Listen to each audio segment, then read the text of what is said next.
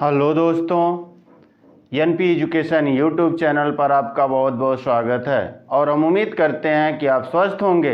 आज हम लोग पढ़ेंगे संख्या पद्धति का बहुत ही महत्वपूर्ण भाग, जिसका नाम क्या है भैया? संख्या ज्ञान।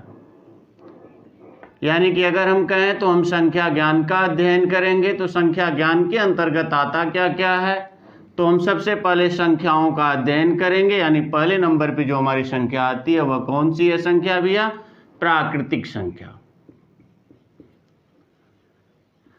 यानी प्राकृतिक संख्या को हम क्या कहते हैं? नेचुरल नंबर ना।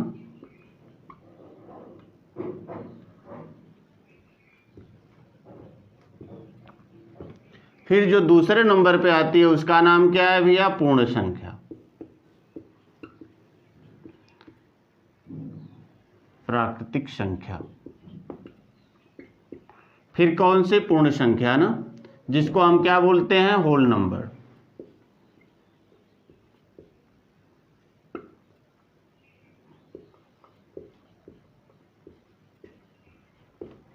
फिर जो तीसरे नंबर पे आती है वह कौन सी है भैया? पूर्णांक संख्या, जिसको हम क्या बोलते हैं? तो हम कह सकते हैं इंटीजर्स नंबर।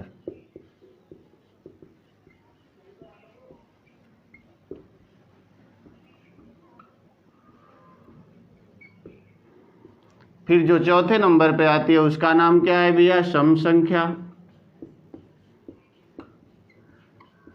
यानी जिसको हम बोलते हैं इवेन।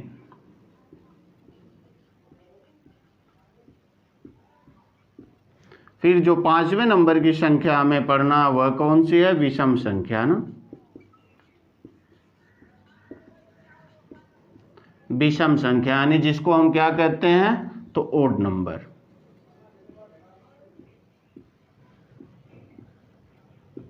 छठे नंबर पे हमें पढ़ना है जिसका नाम है भाज्य संख्या। यानी जिसको हम बोलते हैं कंपोजिट नंबर।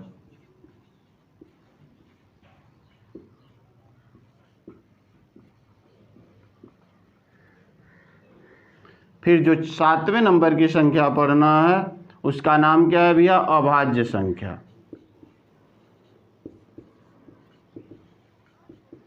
जिसको हम बोलते हैं प्राइम नंबर।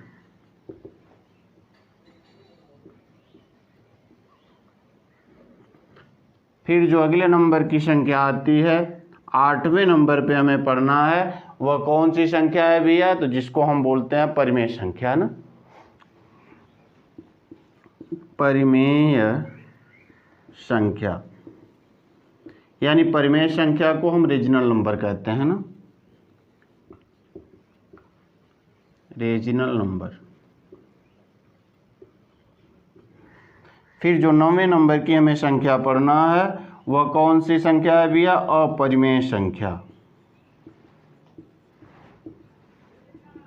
यानी जिसको हम बोलते हैं अपरिमेय संख्या की हम बात करें तो जिसको हम बोलते हैं इरेजनल नंबर।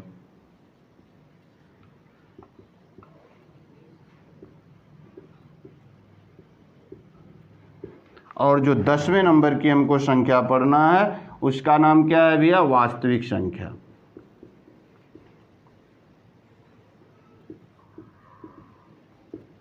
अगर हम बात करें वास्तविक संख्या यानी कि जिसको हम बोलते हैं रियल नंबर।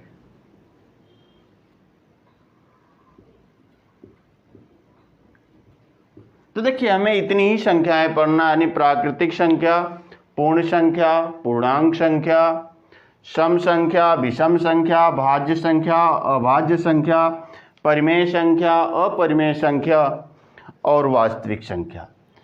यानी कि इतनी ही 10 संख्याओं के विषय में हमें पढ़ना है। तो आइए हम बारी बारी से समझते हैं कि हम प्राकृतिक संख्या किसे कहते हैं, पूर्ण संख्या किसे कहते हैं, पूर्णांक संख्या किसे कहते हैं, या सम विषम संख्याएं क्या होती हैं, भाज्य अभाज्य संख्याएं क्या होती हैं।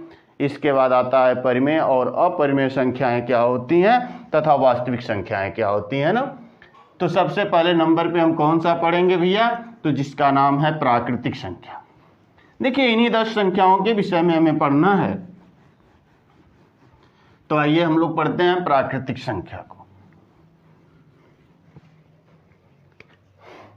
जो पहले नंबर पे है उसका नाम क्या है? प्राकृतिक संख्या।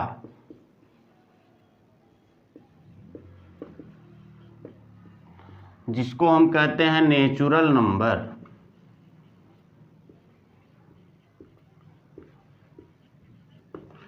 हम प्राकृतिक संख्या किसे कहते हैं? तो हम कह सकते हैं कि गिनती की संख्या को हम प्राकृतिक संख्या कहते हैं। यानी लिखा जा सकता है कि गिनती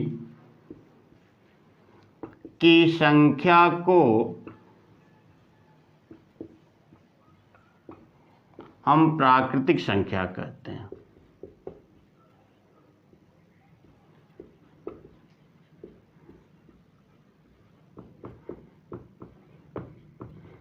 किस संख्या को भैया? तो गिनती की संख्या को हम प्राकृतिक संख्या कहते हैं। और गिनती की संख्या शुरू कहाँ से होती है? तो जायज़ सी बात है कि हम शुरू कहाँ से करते हैं? 1 से शुरू करते हैं ना। 1 2 3 4 5, यही ना। देखिए 1 2 3 4 5, फिर 6 7 8 9 10 ऐसे ही चलते हैं ना। कोई ऐसा तो होता नहीं कि हम शून्य से शुरू करते हैं, ऐसा नहीं होता ना। हम 1 से ही शुरू करते हैं। तो हम कह सकते हैं कि गिनती की संख्या को हम प्राकृतिक संख्या कहते हैं। यानी 1 2 3 4 5 6 ऐसे ही अनंत संख्याओं का समूह क्या होता है? प्राकृतिक संख्या होती है। यानी कि अगर आपसे पूछा जाए कि सबसे छोटी प्राकृतिक संख्या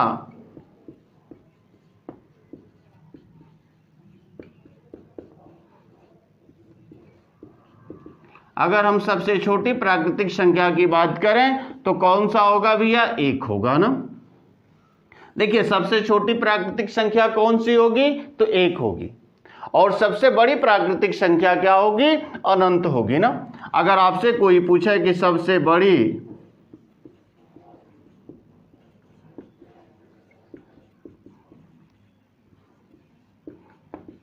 प्राकृतिक संख्या, तो आप तुरंत कहेंगे अनंत, क्योंकि सबसे बड़ी प्राकृतिक संख्या अनंत होगी। संख्याओं का कभी अंत नहीं होता, इसलिए अनंत होगी। तो हम कह सकते हैं कि सबसे बड़ी प्राकृतिक संख्या अनंत और सबसे छोटी प्राकृतिक संख्या 1। और प्राकृतिक संख्या में हमने क्या पढ़ा?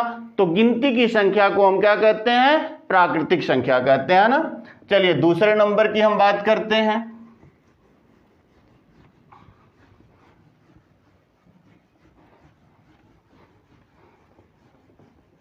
अगर हम दूसरे नंबर की बात करें, दूसरा नंबर कौन सा था भैया? तो जिसका नाम था पूर्ण संख्या। यानी जिसको हम बोल रहे थे होल नंबर।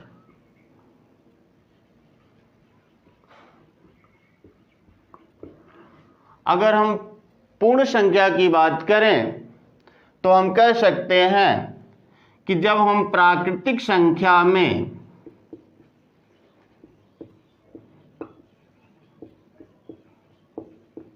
किसको शामिल कर देते हैं? शून्य। जब हम प्राकृतिक संख्या में शून्य को शामिल कर देते हैं तो जो संख्याओं का समूह बनता है उसे ही हम क्या कहते हैं? पूर्ण संख्या कहते हैं। यानी कि हम कहें कि प्राकृतिक संख्या कहाँ से शुरू हो रही थी? 1 2 3 4 5 ऐसे ही अनंत तक हम लोग चल रहे थे। लेकिन इसमें हमने किसको शामिल कर दिया? शून्य को। देखिए शून्य को अगर शामिल कर दें तो यह संख्याओं का जो समूह बना हुआ कौन सा बन गया भैया? पूर्ण संख्या, यानी होल नंबर। अगर आपसे कोई पूछे कि सबसे छोटी पूर्ण संख्या,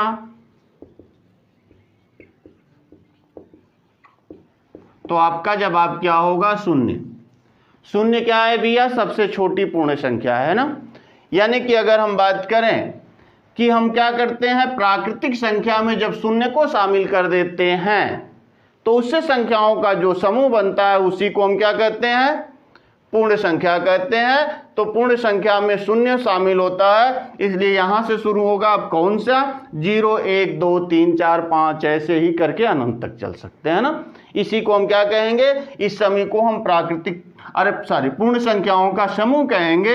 इसलिए सबसे छोटी पूर्ण संख्या क्या हो गई? 0 हो गई। सही है। सबसे बड़ी पूर्ण संख्या फिर अनंत हो जाएगा। चलिए जो अगला नंबर आएंगे, तीसरे नंबर की हम बात करें तो तीसरे नंबर पे हमें क्या पढ़ना था भैया? तो जो तीसरा नंबर है उसमें हमें पढ़ना है जिसका नाम है पूर्णांक संख्या।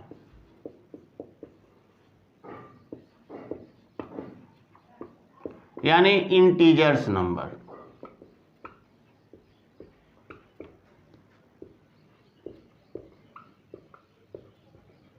अगर हम पूर्णांक संख्या की बात करें तो हमेशा ध्यान दीजिए, अगर हम कहें कि प्राकृतिक संख्या में किसको किसको शामिल करना है? शून्य को, और किसको भी? या ऋणात्मक संख्याओं को।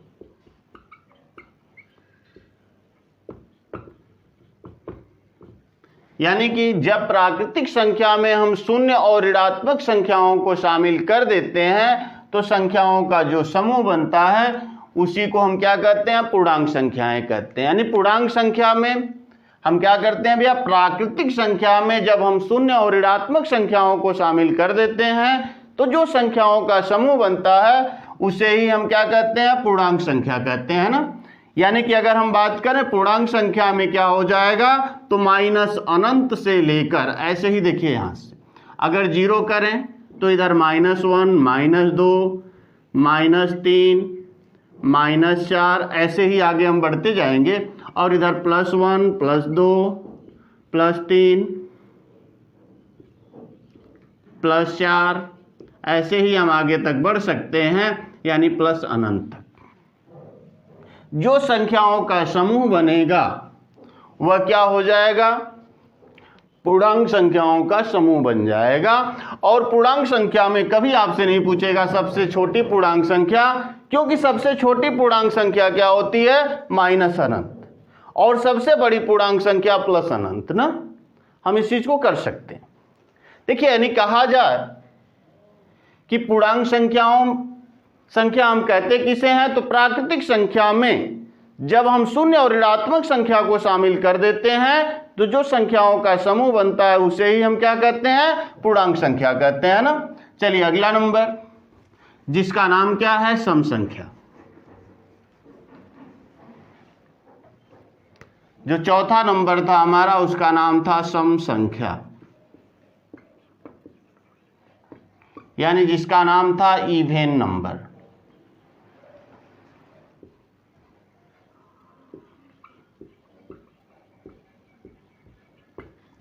अब देखिए, इवेन नंबर, अगर हम सम संख्या की बात क्या करें तो हम सम संख्या के विषय में कहते हैं कि वह संख्या जो 2 से विभाजित हो जाए, या जिसको हम लिखते हैं 2 से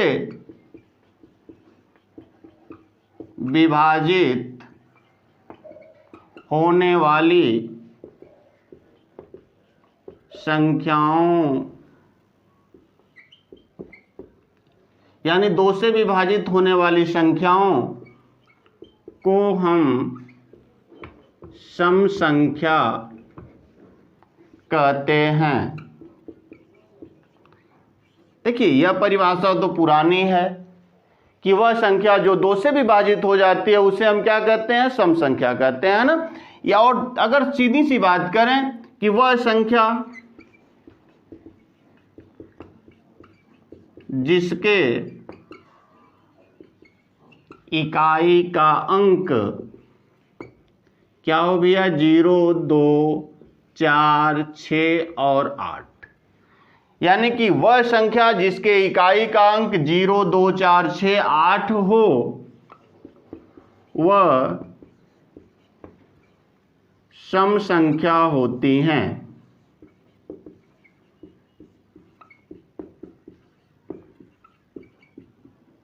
यानी कि वह संख्या जिसके इकाई का अंक क्या हो? 0 हो, 2 हो, 4 हो, 6 हो, 8 हो, वह संख्या क्या होती है? सम संख्या होती है। और सम संख्या भी ऋणात्मक और धनात्मक हो सकती हैं।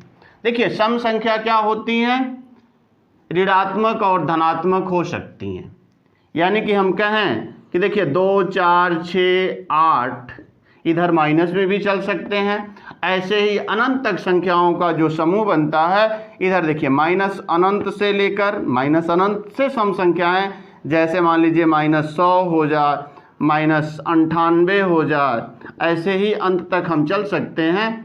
यानी कि 0 भी यहाँ पे एक ऋणात्मक क्या होती है? एक सम संख्या होती है। तो 0 से शुरू कर लिया जाए, क्योंकि देखिए इकाई का अंक 0, तो यहाँ 0 है, तो इसलिए यहाँ पे हम माइनस संख्याओं को भी लेते हैं। क्योंकि सम संख्याएं ऋणात्मक और धनात्मक दोनों होती हैं, तो हम कह सकते हैं कि 2 से विभाजित होने वाली संख्याओं को हम सम संख्या कहते हैं, या वह संख्या जिसके इकाई का अंक 0, 2, 4, 6 या 8 हो, वह संख्या क्या होती है? सम संख्या होती है ना, जिसको हम इवन नंबर कहते हैं। अब अगला जो नंबर आएगा भैया वह कौन सा है? तो उसका नाम है विषम संख्या। चलिए देखिए हम विषम संख्या किसे कहते हैं? विषम संख्या यानी जिसको हम बोलते हैं ओड नंबर।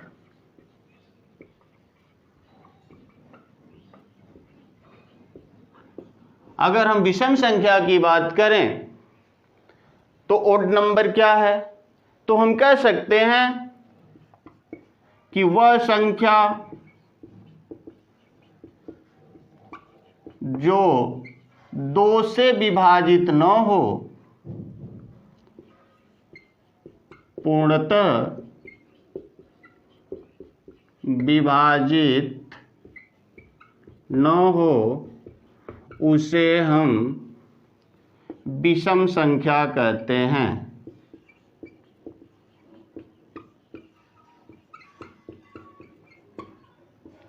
यानी कि वह संख्या जो 2 से पूर्णतः विभाजित न हो, उसे हम विषम संख्या कहते हैं। विषम संख्या भी ऋणात्मक और धनात्मक होती हैं, या समझिए हम कह सकते हैं कि वह संख्या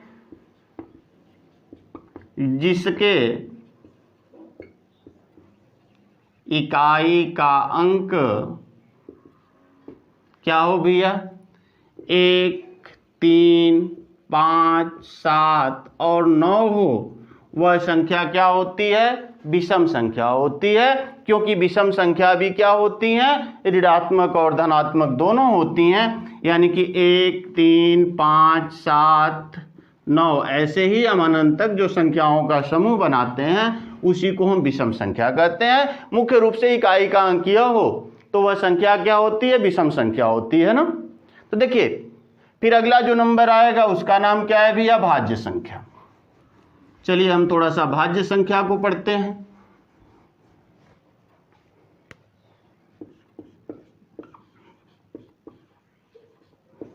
भाज्य संख्या यानी जिसको हम बोल क्या रहे थे? तो हम कंपोजिट नंबर बोल रहे थे ना, कंपोजिट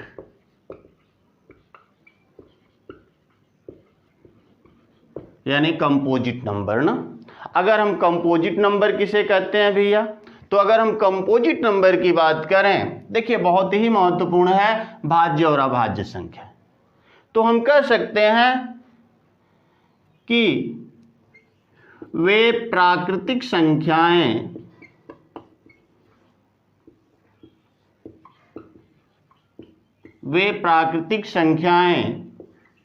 जो एक और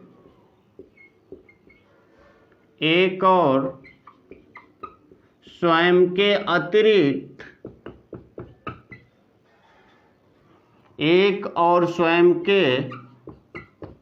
अतिरिक्त किसी और संख्या से विभाजित हो जाए,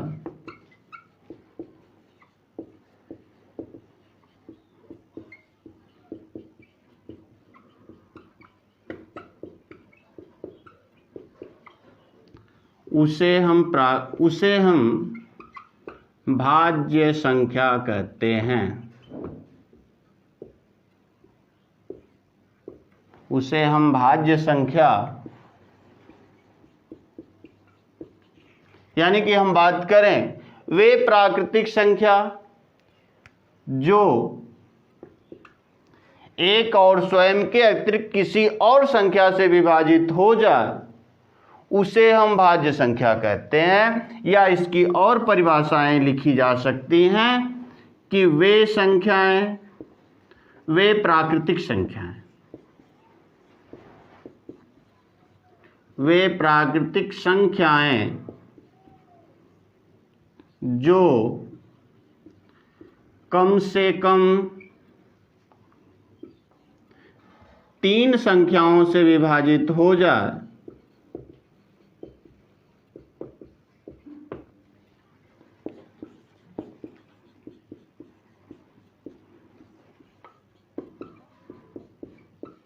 उसे भाज्य संख्या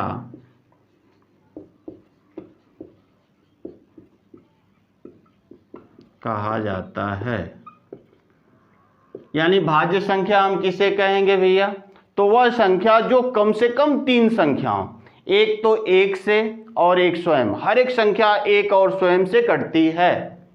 लेकिन अगर हम कहें कि वह संख्या जो कम से कम 3 संख्याओं से विभाजित हो जाए, यानी एक और स्वयं के अतिरिक्त किसी एक और संख्या से विभाजित हो जाए, उसे हम भाज्य संख्या कहते हैं।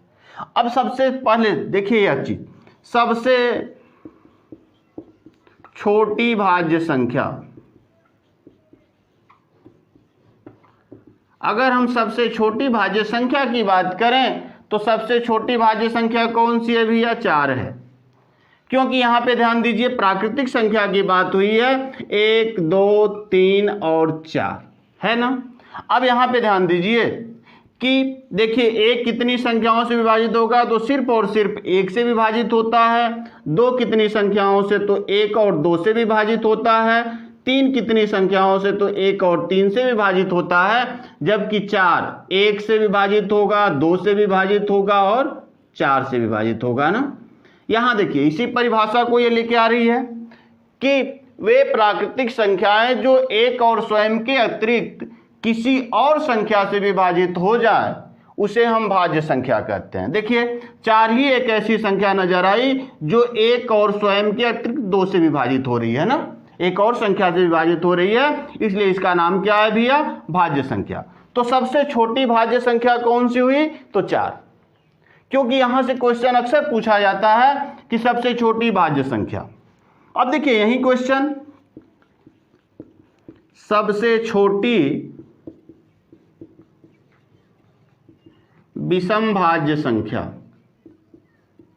अगर हम सबसे छोटी विषम भाज्य संख्या की बात करें तो वह कौन सी है? देखिए नाम है विषम, तो सबसे छोटी विषम भाज्य संख्या कौन है? तो 9 है। क्यों 9 है? क्योंकि यहां भी समझिए 1 2 3 4 5 6 7 8 और 9, यानी कि हम कहें तो सम की बात हटा दिया, विषम को 2 को मिटा दें क्योंकि सम है, 4 सम है, 6 सम है, 8 सम है ना। केवल हम विषम संख्या की बात करेंगे तो विषम अंक यही है। तो देखिए सबसे छोटी विषम भाज्य संख्या, देखिए 1 तो केवल एक संख्या से विभाजित होगा, 3 1 और 3 से विभाजित होगा तो यह भाज्य संख्या नहीं है। 5 भी 1 और 5 से विभाजित होगा अतः यह भी भाज्य संख्या नहीं होगा। यहां ध्यान दीजिए 7 1 और 7 से विभाजित होगा अतः यह भी भाज्य संख्या नहीं है। अब 9 की बात करें तो 9 1 से विभाजित होगा, 3 से विभाजित होगा और 9 से विभाजित होगा ना। अर्थात 9 ही एक ऐसी संख्या नजर आई कि जो कितनी संख्याओं से विभाजित हो रही है? 1 2 और 3। इसीलिए सबसे छोटी विषम भाज्य संख्या क्या होगी भैया? तो सबसे छोटी विषम भाज्य संख्या कौन है? 9 है। जबकि सबसे छोटी भाज्य संख्या क्या है? तो 4 है। और ऐसे ही क्वेश्चन पूछा जाता है कि सबसे छोटी भाज्य संख्या, सबसे छोटी विषम भाज्य संख्या, ऐसे ही क्वेश्चन अक्सर पूछ लिया जाता है। तो निश्चित तौर पे हम कह सकते हैं कि सबसे छोटी भाज्य संख्या 4 है, जबकि सबसे छोटी विषम भाज्य संख्या कौन है? 9 है।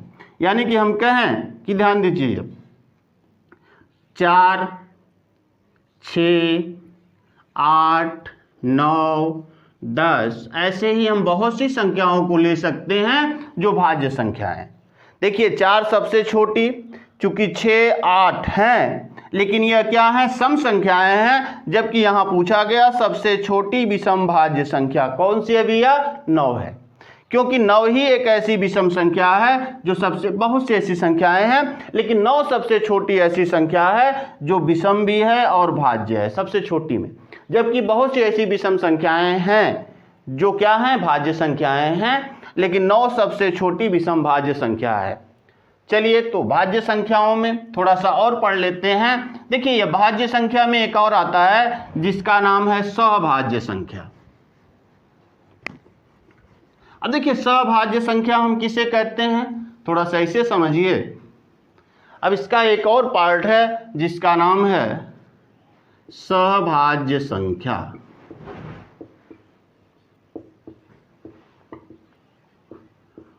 यानी जिसको हम कहते हैं को कंपोजिट नंबर।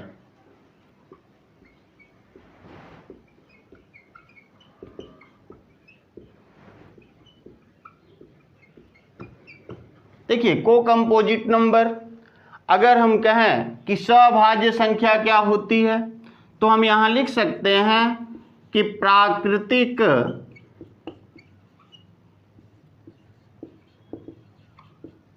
संख्याओं का वह समूह,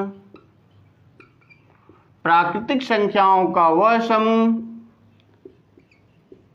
जिसका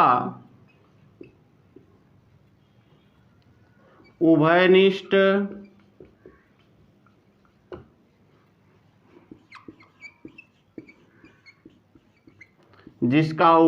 गुणनखंड एक के अतिरिक्त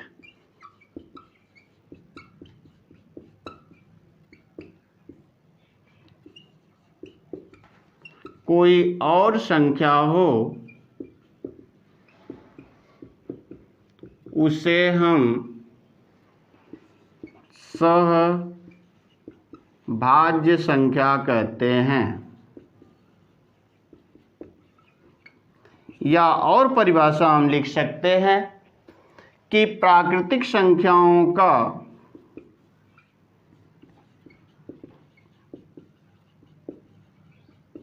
वह युग्म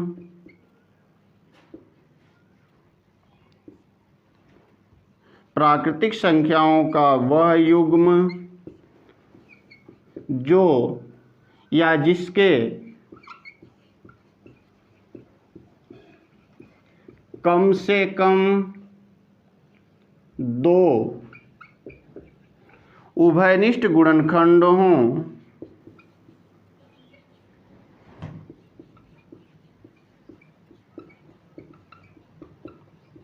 उसे हम सहभाज्य संख्या कहते हैं।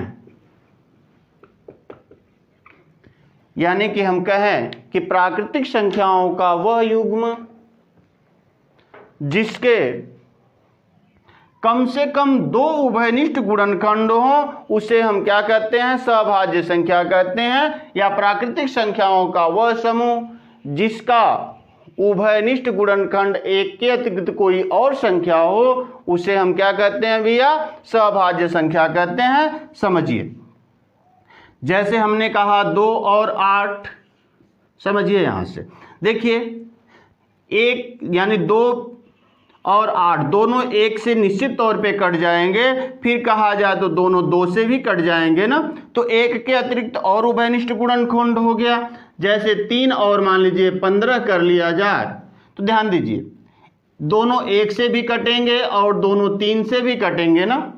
मान लीजिए जैसे हम कहें 10 और 20 कर लिया जाए तो कहा जाए कि 1 से तो कटेंगे ही, 2 से भी कटेंगे, 4 से भी कटेंगे, 4 से नहीं कटेंगे, 5 से कटेंगे, फिर दोनों 10 से कटेंगे, तो अर्थात इसके एक के अतिरिक्त और उभयनिष्ठ गुणनखंड हो गए, तो इस संख्याओं का जो समूह कहा जाएगा इसी को हम क्या कहेंगे भैया, सभाज्य संख्या कहेंगे ना।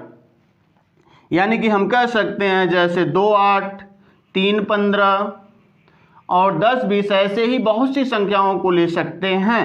यानी कहने का मतलब कि प्राकृतिक संख्याओं का वह युग्म या समूह जिसके कम से कम कितने 2 गुणनखंड हो। देखिए एक तो पहले सब में होगा, लेकिन इसमें फिर 2 हो गया। देखिए इसमें एक तो इसमें निश्चित तौर पे होगा, फिर कौन सा हो गया भैया, 1 और 3 हो गया। यहाँ देखेंगे तो 1 तो है ही, 2 है, फिर कौन सा है, 5 है, फिर कौन सा है, 10 है। तो इतने देखिए इसके उभयनिष्ठ गुणनखंड हैं, इसलिए आप कह सकते हैं देखिए इसके 1 और इसका 2 है, सही है। तो इसीलिए हम इसको क्या कहते हैं, इसीलिए हम इसको कहते हैं कि यह सभाज्य संख्याएं हैं।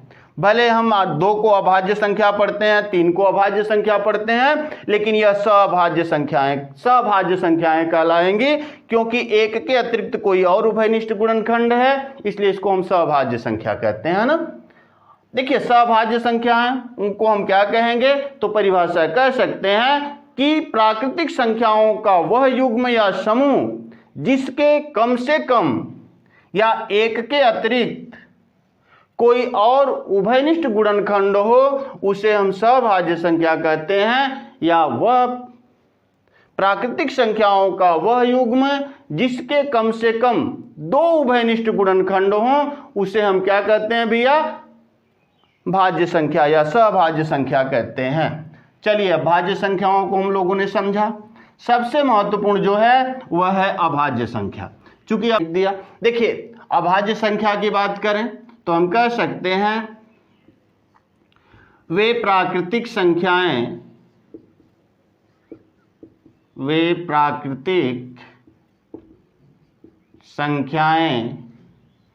जो 1 के अतिरिक्त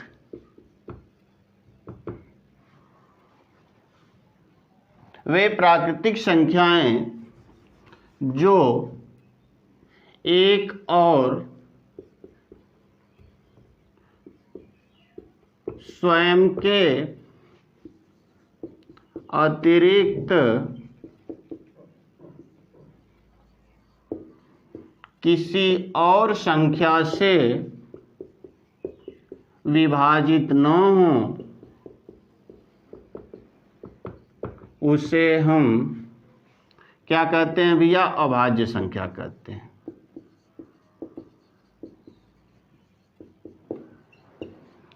यानी कि वे प्राकृतिक संख्याएं जो 1 और स्वयं के अतिरिक्त किसी और संख्या से विभाजित न हो, उसे हम अभाज्य संख्या कहते हैं ना।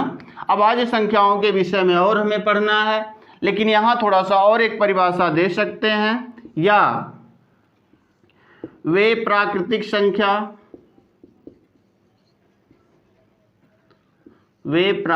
संख्या जिसके केवल और केवल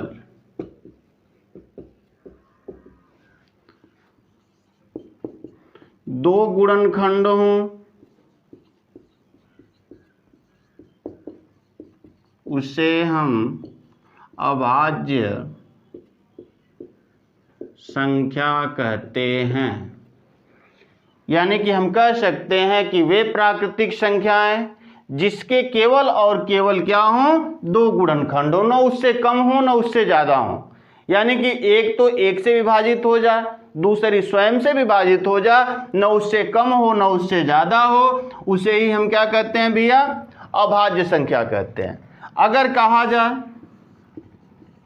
कि सबसे छोटी अभाज्य संख्या,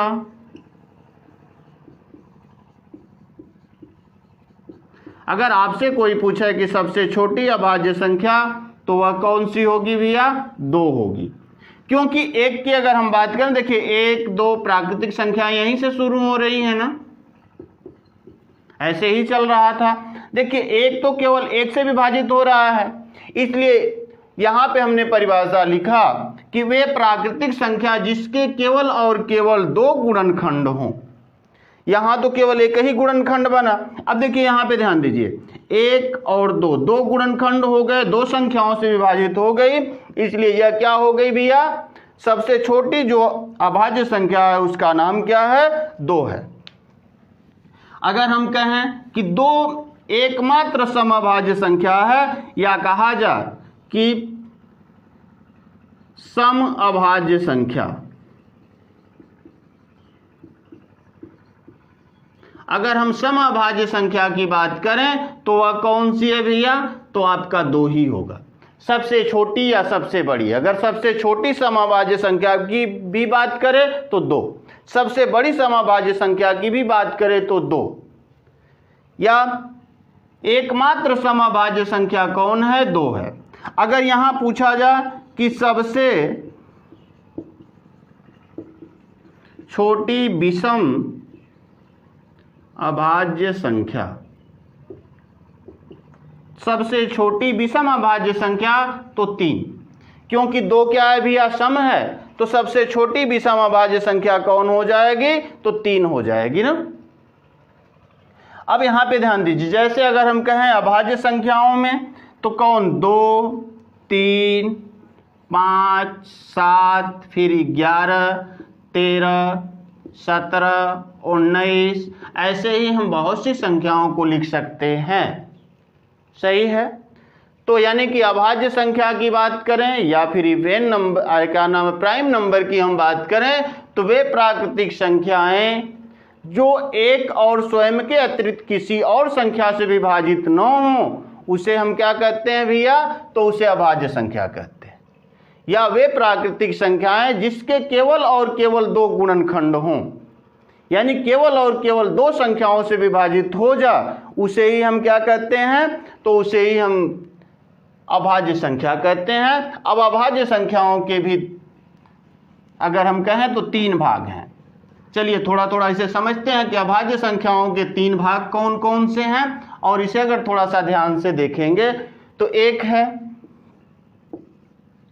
सापेक्षित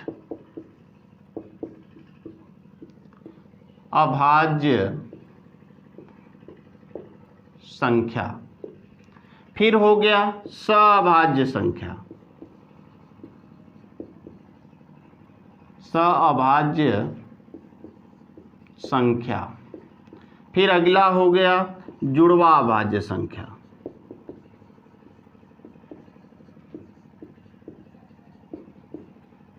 देखिए सापेक्षित अभाज्य संख्या, सअभाज्य संख्या, जुड़वा अभाज्य संख्या, सही है। अब यहां समझिए, जिसको हम बोलते हैं रिलेटिव, रिलेटिव प्राइम नंबर,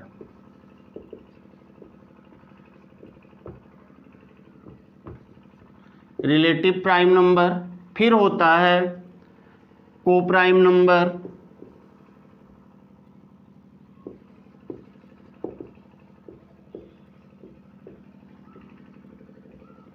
फिर होता है ट्विन प्राइम नंबर,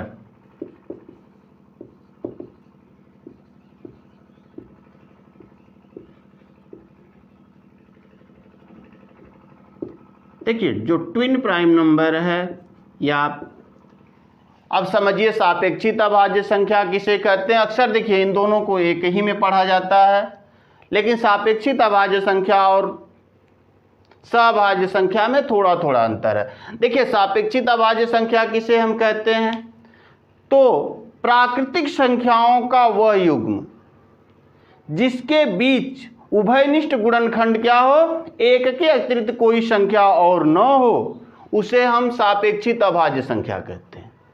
यानी कि प्राकृतिक संख्याओं का वह युग्म, या हम कह सकते हैं 2 प्राकृतिक संख्याओं का वह युग्म जिसके बीच एक के अतिरिक्त कोई और उभयनिष्ठ गुणनखंड न हो, उसे हम क्या कहते हैं भैया, सापेक्षित अभाज्य संख्या कहते हैं, या इसे हम अपेक्षित अभाज्य संख्या भी कहते हैं। ध्यान दीजिए, जैसे 8 है और 15, देखिए दोनों भाज्य संख्याएं हैं, लेकिन इसके बीच उभयनिष्ठ गुणनखंड क्या है? एक के अतिरिक्त कोई संख्या हो सकती है?